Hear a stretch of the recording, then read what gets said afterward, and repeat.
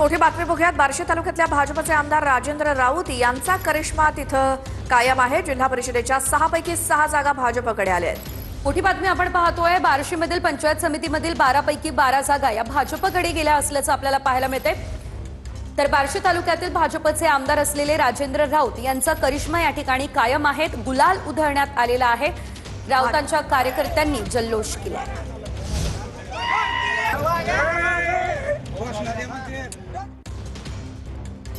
तर छत्रपती संभाजीनगरच्या कन्नड येथे शिंदेंच्या शिवसेनेच्या लक्ष्मी राठोड यांचा विजय झालाय।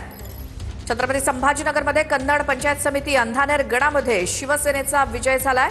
तिथे शिंदेंच्या शिवसेनेच्या लक्ष्मी राठोड यांचा विजय। ही अपडेट छत्रपती संभाजीनगरमधून कन्नड पंचायत समितीमध्ये अंधानेर गणात शिवसेना या ठिकाणी विजयी झाली असल्याचं पाहायला मिळतंय। शिंदेंच्या शिवसेनेच्या लक्ष्मी राठोड यांचा विजय या ठिकाणी झालाय।